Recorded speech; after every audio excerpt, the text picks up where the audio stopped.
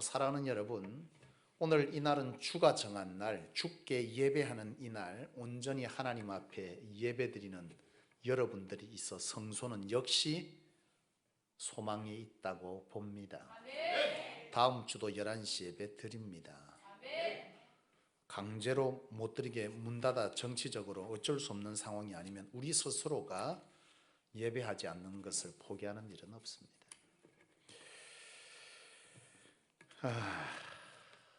여러분, 이 시국이 빨리 지나가도록 여러분 함께 기도해 주시기를 바라고, 저는 개인적으로 4월 되면 조용해질 겁니다. 약도 안 먹고.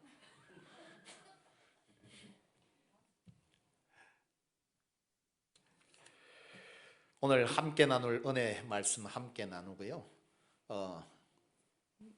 지금 이렇게 또 마스크도 쓰시고 그건 괜찮습니다. 괜찮고, 사실은 원래 총회에서는요 마스크 다 쓰고 예배하라 그랬어요. 근데 그렇습니다. 자율적으로 하십시오. 이것이 중요한 문제는 아닙니다. 그러나 예배의 장소를 구별해서 하나님의 존전을 찾고 예배하려 하신 하나님의 뜻에 관해서는 이만한 걸로 우리가 위협당해서 예배를 포기하는 것은 우리 성소에 속한 성도들은 잘 구별하고 하나님 앞에 예배로 나올 수 있기를 권면드립니다. 오늘 여러분에게 올 한 해 갑절의 복이 다 쏟아지기를 축원합니다. 오늘 함께 나눌 말씀의 제목을 한번 볼까요? 시작. 이것을 점검하라입니다.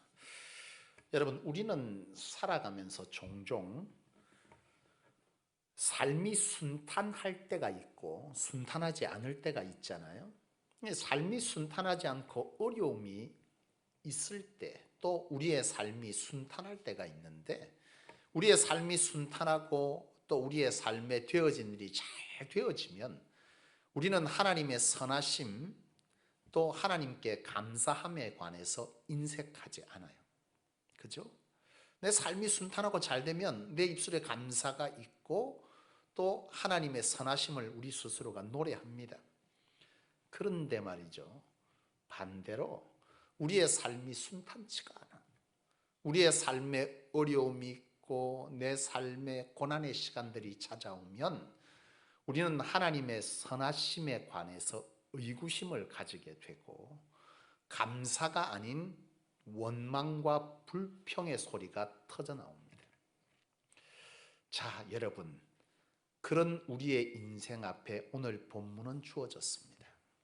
자, 다시 한번 볼까요? 시작.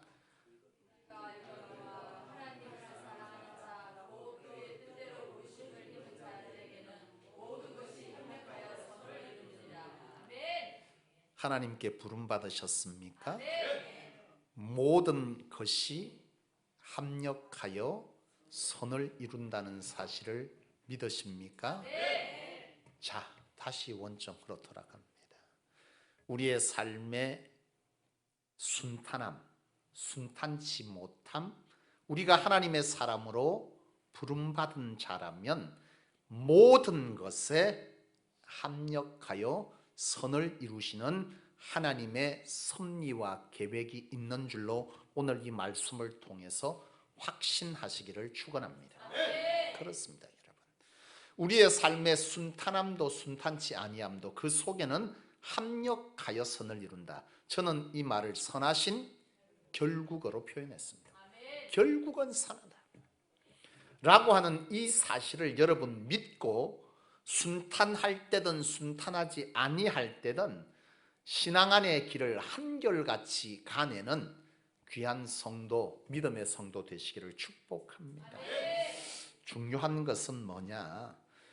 우리가 믿음으로 묵묵히 살아가되 그냥 이 때는 지나가리라 하고 있지 말고, 여러분의 삶이 순탄치 아니할 때에 환난과 어려움이 지속되거든 그때 여러분들이 점검해야 될 게 있다는 것을 이 시간 함께 말씀을 통해서 돌아보려고 하는 것입니다.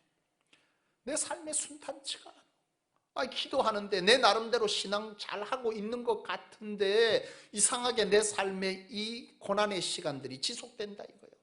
그러면 그때는 그냥 우리 묵묵히 우리의 길을 가지만 돌아볼 것, 점검할 것이 있다는 것을 여러분 생각하시고 점검해야 한다는 얘기입니다. 우리 그래요. 그냥 묵묵히 어려움이 있으면 환난 오면 이 또한 지나가리라 찬양 부르면서 그죠? 이 또한 지나가리라 이 찬양도 열심히 부른다. 그러나 여러분 지나가지만 그 지나감 속에 있는 고난 속에서 우리가 신앙 안에 돌아봐야 될 것에 관해서는 돌아봄이 지혜인 줄로 믿어요. 뭘 점검해야 하냐? 오늘 네 가지를 함께 말씀으로 점검해 보기를 원합니다. 우리의 삶이 뭐 할 때요?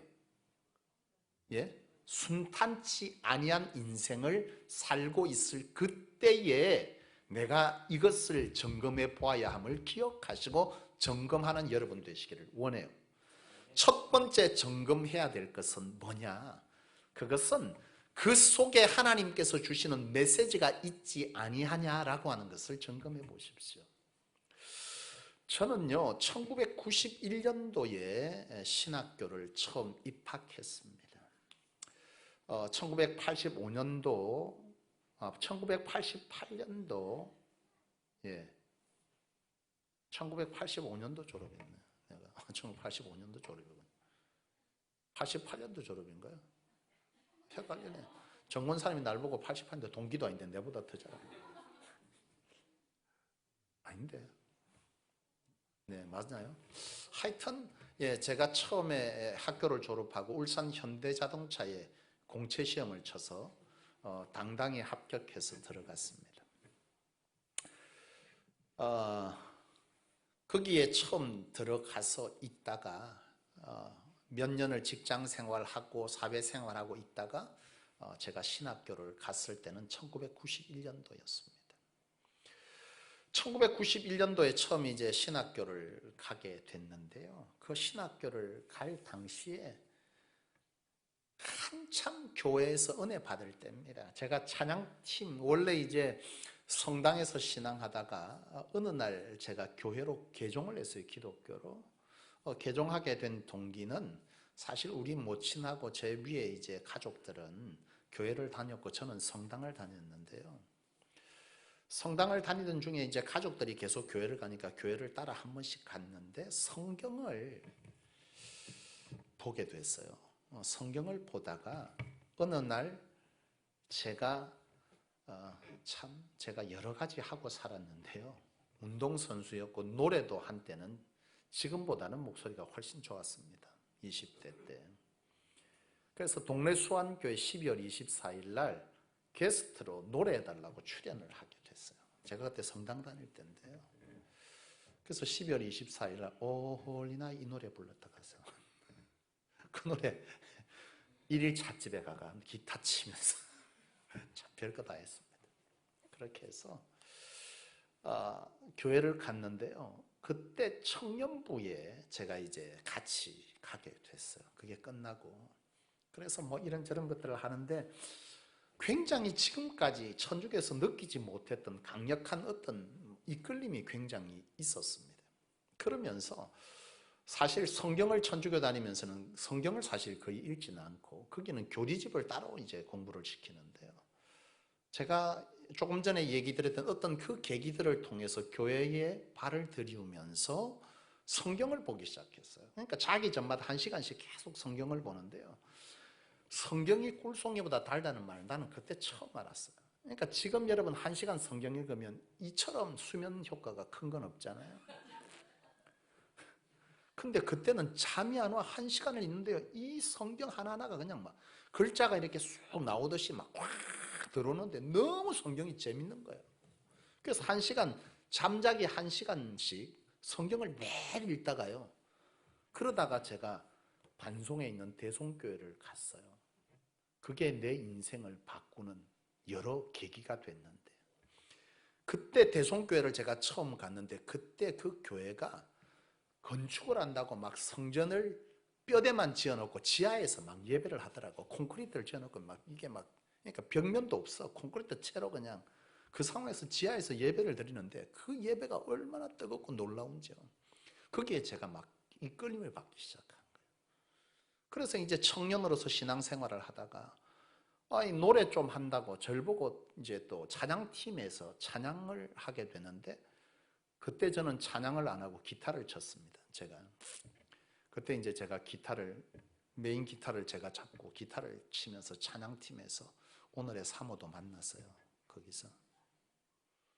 그 기타를 막 치고 이제 찬양팀을 막 기도회를 인도하고 막 이러는 날이 막 되는데요. 하나님을 만나는 시간이 많아지면서 점점 제가 하나님과 사랑에 빠졌어요. 그 매일 저녁마다, 평일 저녁마다 하루도 거의 빠지지 않고 찬양팀이, 기도 모임이, 성경 공부가 계속됐어요. 하루도 안 쉬고. 굉장히 열심으로 그 청년들이 모였고 그 청년들이 교회를 뒤집더라고. 진짜 나는 교회를 뒤집는 것은요, 권사님들이 장로님들이 물론 영향력이 크나 하나님은 그것과 상관없이 일하시더라고. 그 별 볼 일 없는 20대 청년들, 교회에서 별로 인지도도 없는 그 청년들이 저녁마다 모여서 기도하고 찬양하고 그리고 찬양 예배를 드리고 하는데요, 진짜 그 지역이 뒤집어지더라고. 근데 그 속에서 내가 깊이 하나님의 사랑에 빠지면서 제가 하나님 앞에 내가 하나님을 위해서 살기를 원한다고 서원을 하게 됐어요. 그러면서 제가 신학교 입학을 하게 된 겁니다. 신학교 입학을 하고 있는데요, 이렇게 신학교 입학을 해서 1년, 2년 이렇게 지나가는데 내한테는 고민이 있었어요. 그 고민이 뭐냐면 콜링입니다. 하나님의 부르심. 내가 주의 종으로 부르심의 확신이라고 하는 것이 확실하지가 않았어요. 내가 좋아서 서원해서 갔지만 하나님이 나를 불렀냐, 어떻게 불렀냐라고 하는 확신이 없는 거예요. 그래서 제가 기도원을 쫓아다니기 시작했습니다. 오살리 기도원도 가고 간임삼 기도원도 가고 금식 기도하러 막 들어갔어요. 가서 응답받아 와야 되겠다. 열심히 금식하고 옆에 밥 먹는데 어째 그래 맛있겠노. 그때 제일 먹고 싶은 게 평소에 먹지도 않는 멸치볶은 게 왜 그렇게 먹고 싶은 건지. 배고프더라고요, 여러분. 막 금식하면서 기도하는데요, 나는 이 감림산 기도원에서 3일 금식하다 내려왔는데 응답이 없어. 그래서 오살리 기도원에 다시 갔어. 거기서 또 금식하면서 막 기도하는데 막 마음이 뜨거워지고 막 하늘 문이 열리면서 하나님이 응답해 줄 줄 알았는데 아무 소리도 안 들려. 3일이 약정한 3일이 다 지났는데 응답은 웬걸. 배만 고프고 그래 배 쫄쫄 굴고 내려왔어. 또 내려왔어. 큰일 난 거예요.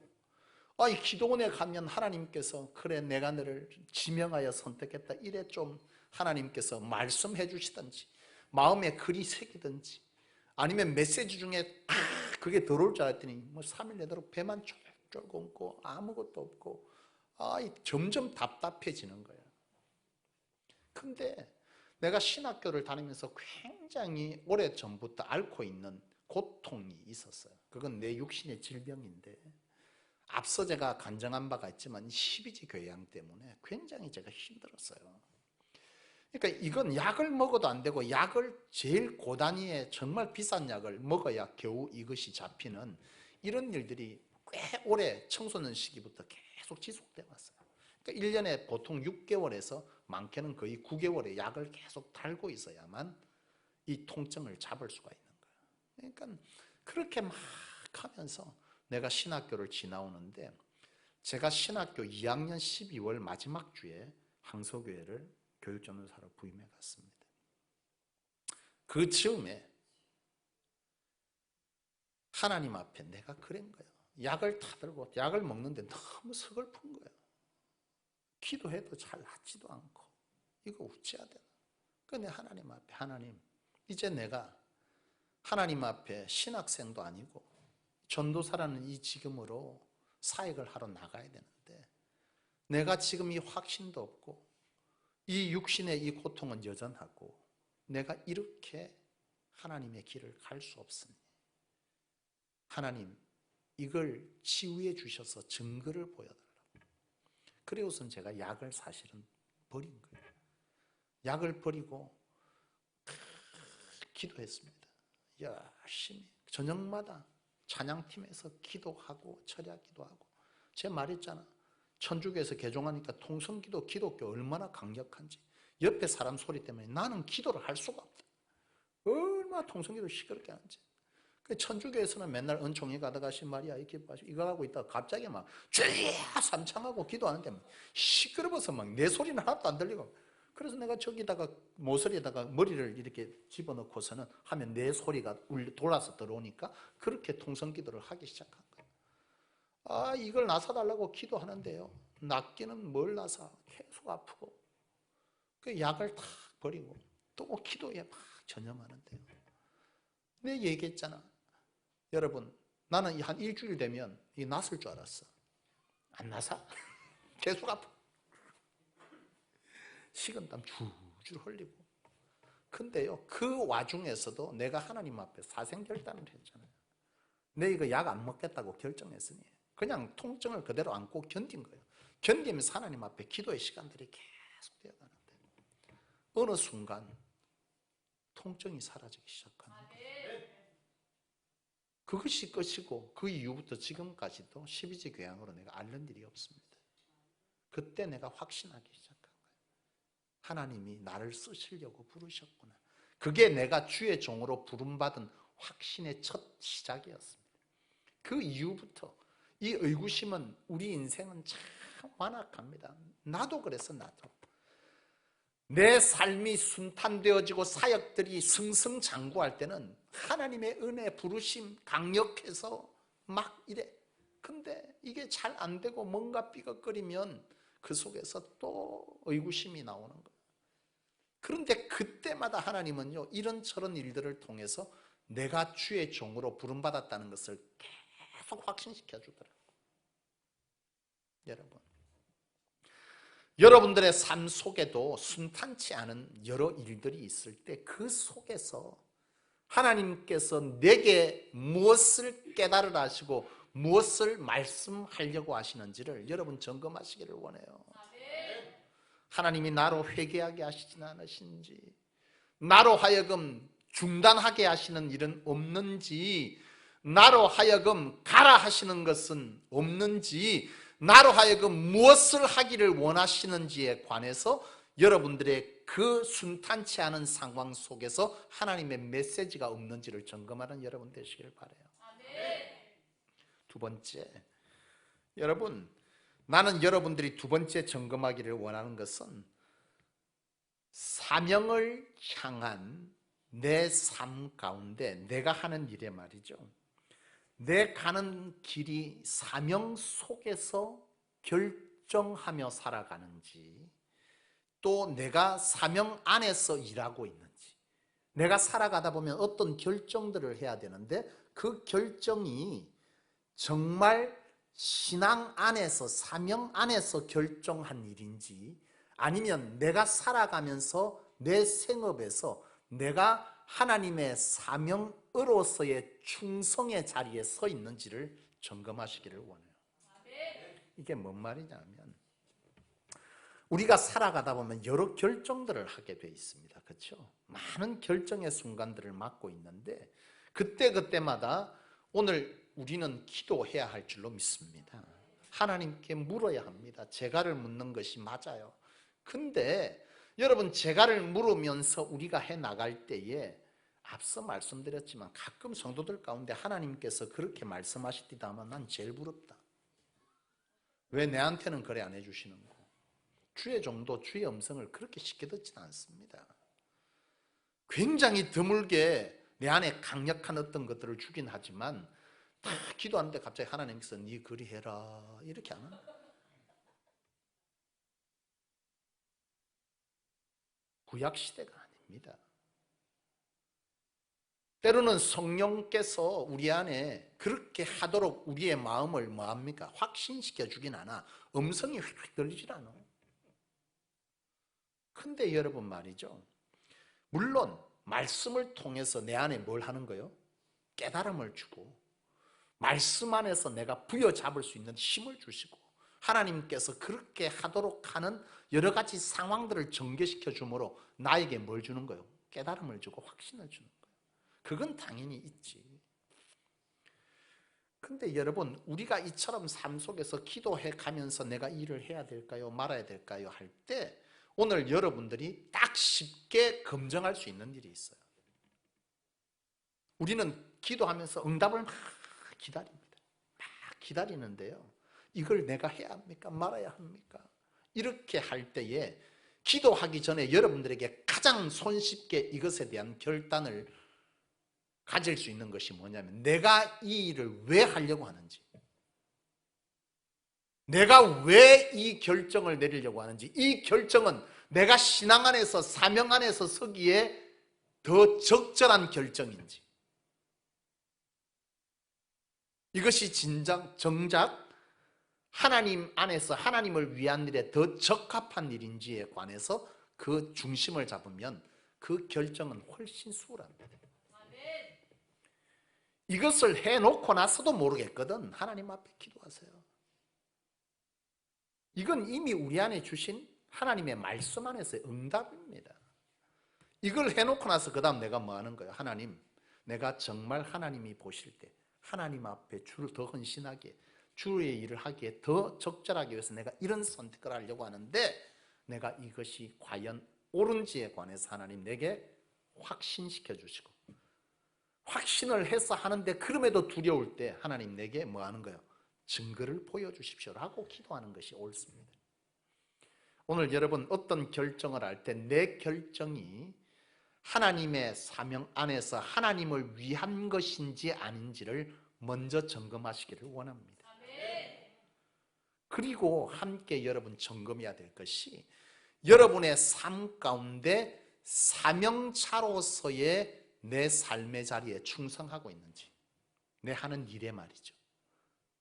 여러분, 최선과 충성은 분명 다른 거죠. 같은 맥락에 있지만 그 수위가 다릅니다. 가끔 사람들이 그래요. 무슨 일을 막 합니다. 막 하다 점심시간 되면 한마디씩 하는 말이 있어. 뭐라 그럽니까? 다 먹고 살자고 하는데 밥 먹고 합시다 그럽니다. 우리는 먹고 살자고 일하는 사람 아니죠. 우리는 주를 위해서 더 많이 쓰임바 되기 위해서 일하는 사람입니다. 그러면 내가 내 먹고 살기 위해서 일하면 대충 하고 살아도 되잖아. 그렇지 않습니까? 밥 3끼 먹으면 그만인 것을 뭘 그렇게 그냥 아웅다웅하면서 그렇게 치열하게 뭐하러 살아. 근데 내가 그럴 수 없는 것은, 내가 이 땅에 밥 3끼 내 먹고 싶은 거 먹고 살도록 하나님은 그거라고 나를 부른 게 아니야. 주님께서 그렇게 명하신 것이 아닙니다. 땅 끝까지 이르러 정인되라 하신 것은 나로 하여금 하나님의 교회와 이 땅의 수많은 자들을 하나님의 복음과 내게 주신 권으로 그들을 돌아보고 세우고 치유하고 회복하도록 하시기 위해서 하나님이 나를 부르셨다 이거예요. 이 부름의 확신이 있는 자가 내 삶의 자리에서 내 밥 3끼만 먹고 사는 목표를 가지고 살 수 있냐는 거예요. 그럴 수 없지. 그래서 우리는 내 삶의 자리에서 더 열심히 살아야 되는 거예요. 하기 싫은데도 참고 하는 겁니다. 왜? 그래서 더 많은 것을 남김으로 주를 위해서, 이 땅의 수많은 약자를 위해서 내가 뭐 해야 되기 때문에, 살아가도록 부름받았기 때문에, 오늘 내 삶에 순탄치 않는 길에 서 있을 때 내가 하나님의 부르심의 목적을 따라서 최선을 넘어 충성의 자리에서 일하고 있는지를 점검해 보세요. 세 번째, 오늘 여러분들이 점검해야 될 것은, 여러분의 순탄치 않는 길에서 점검해야 될 것은 뭐냐면, 예배의 성공자인지를 점검해 보십시오. 하나님께서 아브라함을 부르셔서 하나님께서 축복을 약속하잖아요. 너로 큰 민족을 이루고 내게 복을 줘, 너에게 창대케 하리라. 떠납니다. 근데 아브라함이 떠나서요, 하나님의 축복의 약속의 언약을 받고 떠나서 아브라함이 가는 곳마다 한 것이 뭐라고요? 제단을 쌓고입니다. 제단을 쌓고. 제단을 쌓았다는 것은 제사했다는 것이고 예배했다는 겁니다. 아브라함이 가는 곳마다 제단을 쌓고 제단을 쌓고 제단을 쌓고, 근데 이 아브라함이 제단을 안 쌓을 때가 있어요. 언제인 줄 아십니까? 사라를 누이라고 내어줄 때 그 현장을 보면 아브라함이 제단을 쌓고가 없어요. 그 상황에 아브라함은 제단을 안 쌓은 거예요. 철저하게 사람의 중심에 과거에 살았던 습성대로 그렇게 살아버린 겁니다. 오늘 우리의 삶이 순탄치 아니할 때 내가 예배의 성공자로 서 있는지를 잘 보세요. 근데 우리가 여기서 또한 다시 돌아보고 점검해야 될 것은 내 예배가 아벨의 예배냐는 거예요. 예배 자리 잘 서 있는데 왜 내 삶이 이렇게 어려운 줄 모르겠어요. 근데 당신의 예배가 지금 가인의 예배인지 아벨의 예배인지를 점검해야 합니다. 가인의 예배는 습관적 예배, 아벨의 예배는 사모함과 구별됨이 있는 예배입니다. 참 나는요, 올해 이제 28년째 사역하고 있잖아, 그죠? 91년부터 했으니까 쭉 이렇게 사역. 그때마다 내가 보면서 느끼는 것이 있어요. 사역자로서. 그게 뭐냐면 꼭 환난 중에 시험 중에 있는 사람은 예배할 때 잔다. 진짜입니다. 한번 보세요. 맞는지 안 맞는지. 이 성도가 희한하게 신앙적으로 다운돼 있고 뭐 삶이 어렵고 나는 왜 이러노. 그 사람들 가만 보면 예배 시간에 잔다. 조는 게 아니고 잔다. 자고 막. 예배만 하면 잡니다. 희한합니다. 예배의 실패자입니다. 여러분, 오늘 내가 순탄치 않은 내 인생의 길을 가고 있을 때 내 예배가 하나님이 받으실 만한 예배에 서 있는지, 억지로 예배 자리에 앉았다고 예배는 아니라는 거예요. 아니, 내 예배도 잘 드리고 잘 하는데 왜 내 삶이 이렇게 어려운지 모르겠어요. 앉아있으면 뭐 하겠노, 자는데. 이 예배가 하나님을 감동시키지 못해요. 성경 속에서나 이스라엘 백성들을 통해서나 그리고 우리의 신앙적 선인들의 삶을 통해서 볼 때 하나님 앞에 쓰여지고 하나님께서 강력하게 역사했던 사람들의 특징은 예배의 성공자였습니다. 확실합니다. 확실. 이스라엘 백성들이 하나님 앞에 끊쳐져서 고난을 받고 고통을 받고 내가 이방인들에게 내어주리라 말할 때 보면 그들의 예배는요 이미 죽은 예배였습니다. 아벨의 예배가 아닌 가인의 예배였다는 거예요. 공통적으로 나타납니다. 사사기에는 정확하게 짚어냅니다. 그들의 예배, 예레미야 마찬가지. 그들의 예배는 다 무너져 있어. 그리고 자기 필요만 하나님 앞에 구하는 거예요. 안 되지. 이걸 성경은요 주구장창 기록을 한번 읽어보세요. 여러분, 제가 말하는 이 관점에서 한번 읽어보세요. 그들이 환난을 당할 때 정확하게 나옵니다. 하나님을 잊었으므로 하나님 앞에 예배하는데 뭐요? 하나님께서 받지 아니하시는 예배, 자기 소견에 오른 대로 하나님께서 이 성전문을 닫았으면 좋겠다. 썩은 거, 병든 거, 형식적인 예물드림 이런 것들이 결국 하나님께서 받지 않은 예배, 그들이 스스로가 하나님 앞에 하나님의 도우심의 품 안에서 끊쳐지는 이유가 됐다는 거예요. 오늘 우리는 우리 스스로의 만족함을 할 것이 아니라 하나님 앞에 하나님이 받으실 예배를 드리기 위해서 여러분들이 예배하는 여러분 되시기를 축원합니다. 마지막 네 번째는요, 주의 종과의 관계를 점검하십시오.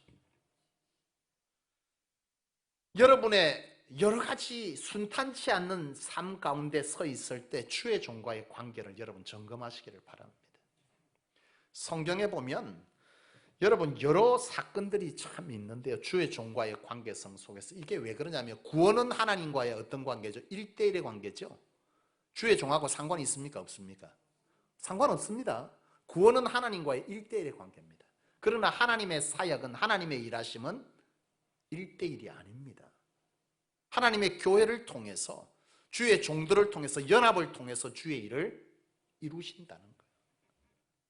그래서 여러분 주의 종의 관계가 중요한 겁니다. 주의 종이 길을 주도하고 사역을 계획하고 함께 어깨를 걸 때에 이 종과의 관계가 틀어지면 나는 그 범주에서 뭐 하는 거예요? 벗어나 버리는 거예요. 하나님께 쓰임이 복인 줄을 안다면 이것은 너무나 자명한 원리라는 거죠. 여러분, 열왕기에 보면 엘리사를 놀리는 아이에 관한 얘기가 있습니다. 엘리사가 베델을 지나갈 때 아이들이 나와서 엘리사를 대머리라고 엄청 놀립니다. 그죠? 선한 싸움 다 싸우고.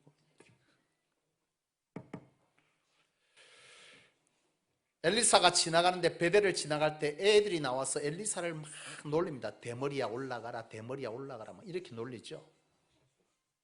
그럴 때에 이 엘리사가 그 아이들을 뭐 했다는 거예요? 저주합니다. 그랬더니 불곰이 나와서 놀리던 아이 42명을 다 죽입니다. 다 죽었어요. 여러분, 이 사건을 보면 조금 이상하지 않아요? 뭔 하나님이 주의 종좀 놀리다고 그 어린 아들을 다 죽여보나 42명이나. 희한하죠? 그래, 성경도 알아야 돼. 이게 참 희한한 사건이지만 일단은 이 아이가 아이냐면 아이가 아닙니다. 여러분, 다윗도 골리앗을 싸우러 나갈 때 아이로 표현했지만 17살 정도, 18살 정도로 추정합니다. 지금 여기에 나와 있는 이 아이는 17세 전후의 아이를 말합니다. 그러니까 애가 아닌 거예요. 이미 성인으로서의 뭐가 하는 거예요? 사리 분별이 가능한 청년들이었다는 거예요. 요즘은 30도 청년입니다. 40도 청년. 시간이 안 됩니다. 옛날에 데모는 10대가 있습니다. 그죠? 100세 시대를 사니까 점점 이제 젊게 살다 보니 시간도 늦게 들고 막 다 늦게 들고. 아무튼 이 애들이 아닙니다. 스스로 뭐 할 수 있는 애들, 분별이나 판단할 수 없는 6살, 7살짜리 애들을 말하는 게 아닙니다. 청년들이 나와서 놀리는. 17살이면 지금 우리로 치면 뭐예요? 19살에서 20살인 거예요. 우리는 만으로 치잖아요. 그러니까 내가 지금 굉장히 50대 2살 빼야 되나? 51. 어쨌든 여러분, 애들이 아닙니다. 근데 여기서 이 아이들이 대머리야 올라가라, 대머리야 올라가라 그랬잖아요. 엘리사가 대머리입니까? 아닙니까? 예? 자, 여기서 말하는 이 대머리는 그 대머리를 말하는 게 아닙니다. 이 베델의 아이들은요, 이 베델은 그때 당시에 우상을 철저하게 숭배하면서 이스라엘을 영적으로 좀먹는 사람들이 이 베델 사람들. 이들이 엘리사를 놀리는 목적은 선지자로 하나님의 종으로 인정하지 않는 얘기입니다. 얘기는 비아냥거리는 겁니다. 네가 무슨, 네가 살아있는, 네가 말하는 하나님이 있냐, 네가 그게 무슨 그런 사람이냐, 비아냥거리는 거예요. 그래서 엘리야가 하나님의 이름으로 그들을 저주하는 겁니다. 하나님의 사역과 하나님의 행하심, 하나님을 인정치 않는 자들에 대한 하나님의 처단인 거죠. 단순히 그것 좀 놀렸다고, 엘리사 좀 놀렸다고 42명을 그냥 죽이란 말이가 이 말이 아닌 거예요. 여기서 말하는 교훈은. 이런 사건은 여러분 또 있어요. 이스라엘 백성들이 모세를 향해서 뭐합니까? 한번 시위가 일어나잖아요. 그 시위가 일어날 때 고앗 자손 이스할이라고 하는 자가 선동을 해서 모세에게 막 합니다. 근데 그때 이 고앗, 이 이스할이라고 하는 사람이 주장했던 것이 뭐냐면 고앗 자손은 특별히 성전을 돌아보는 그런 자손들, 지파예요. 그러니까 이 모세에게 당신만 하나님에게 특별하게 구별된 것이 아니다. 우리도 성전에서 구별된 사람인데 왜 당신만 그렇게 하냐 하고 대적한 거예요. 이 대적한 사건의 결국은 우리가 잘 알다시피 250명이 땅이 그들을 삼켰다. 단순히 주의 종에게 대적했기 때문에 그들이 땅이 그들을 삼켰다. 이걸 거기서 말하려고 하는 것이 아니에요. 여기서 말하려고 하는 것은 이들이 궁극적으로 하나님과 하나님의 일을 그럼요, 가는 것에 방해 요인이 되고 하나님께서 사역하고 하나님께서 하시고자 하는 일을 인정하지 아니하면 영적 질서와 영적 사역에 대한 일을 그들이 막고자 할 때 하나님은 그것에 관해서는 절대로 타협하지 않더라는 거예요. 여러분, 주의 종과의 관계가 틀어지는 것은 내가 하나님의 사역에서 멀어지게 돼 있어요. 자꾸 벗어나게 돼 있습니다. 안 합니다. 사역을 안 하고 사역을 또 때로는 뭐 하게 돼요? 하는 것에 대해서 불평하고 원망하고 방해하고 이런 일들을 한다는 거예요. 혹여 내가 내 삶에 뭐 할 때 뭔가 평탄치 아니하고 자꾸 막히고 어려움 속에 있으면 바로 이러한 것을 점검하십시오. 사랑하는 여러분, 저를 사랑해 주면 참 감사하지만 사랑하지 못해도 미워는 하지 마세요. 미워하면 좋을 게 한 개도 없다. 특히 여러분은 목사를 잘 만났지만 잘못 만난 것이 있어요. 제가 굉장히 예민합니다. 눈치도 되게 빠릅니다. 여러분, 알면서 모른 척하고도 엄청 많이 지나갑니다. 여러분이 조금만 뭔가 불편하잖아요. 금세 전 알아차립니다. 정말 금세 알아차립니다. 그런 문제는 뭐냐? 내가 주의 일을 뭔가를 할 때 그것이 정도에 따라서는 제 심기가 불편해지면 사역에 굉장히 데미지를 받아요. 감정의 데미지도 받습니다. 저도 이걸 기도하면서 막 이기지만 결국은 이겨냅니다. 나는 목회자고 여러분과 똑같이 신앙하지만 주의 종이 성도가 될 수는 없잖아요. 이 말이 뭐냐면 여러분과 나는 다릅니다 이게 아니라 주의 종이 성도들처럼 생각하고 그렇게 행동하고 그렇게 판단할 수는 없다는 거죠. 내가 마음 상한다고 똑같이 성도하고 그렇게 행동할 수는 없는 노릇 아닙니까? 결국은 내가 그것을 이겨서 주의 종의 자리에 다시 딱 서서 하나님의 방식대로 하나님이 원하는 대로 사랑하고 다시 품고 다시 이렇게 가지만 순간순간 데미지는 있더라는 거예요. 근데 참 나는 사역하면서 희한한 것은 제 감정이 굉장히 요동을 치고 어려우면요 성도들의 삶에 반드시 문제가 나타나더라고요. 이게. 그래서 제가 굉장히 조심합니다. 이 심령이 안 상하도록 어려움을 겪거나 여러 가지 삶의 문제들이 생기고 이래서 제가 이 심령을 안 다치려고 굉장히 노력을 해요. 이것이 성경적이냐 아니냐는 다음이고 제 경험이 그렇다는 거예요. 사실상. 그래서 제가 이 감정 상하는 일을 굉장히 두려워하고 안 하려고 합니다.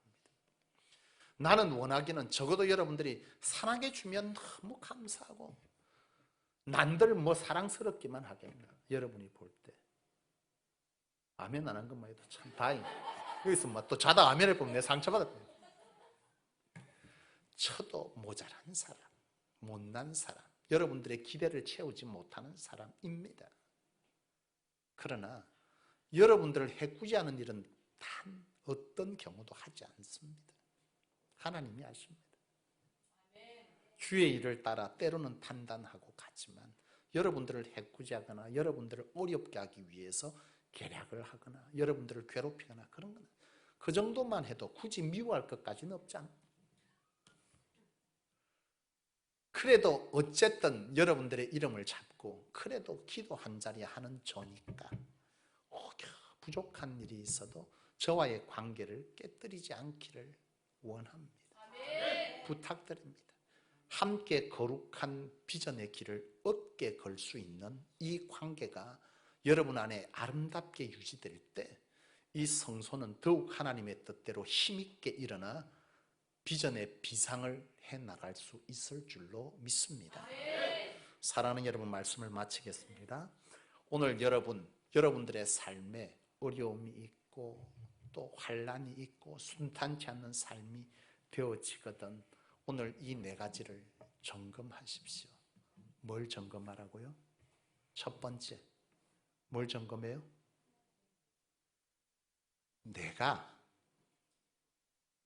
자, 네 가지 앞뒤 없이 그냥 네 가지 말해봐. 시작.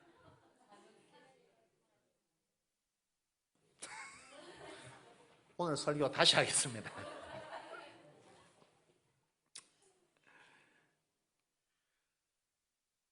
내 환난 중에 하나님의 메시지가 있나 없나를 돌아보세요.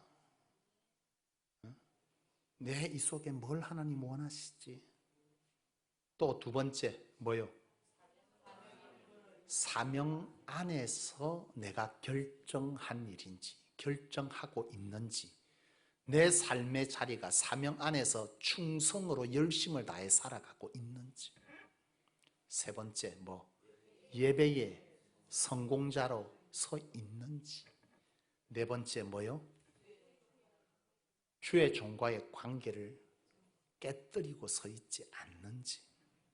이 네 가지를 여러분 점검하신다면 여러분들의 삶에 주어지는 여러 가지 평탄치 못한 일에 회복이 빠르게 일어나거나 하나님이 주시는 큰 은혜로 이 환난이 도리어 여러분들에게 해가 아닌 은혜요 덕이요 축복이 될 줄로 믿습니다. 기도하겠습니다. 살아계신 아버지 하나님, 오늘 하나님 앞에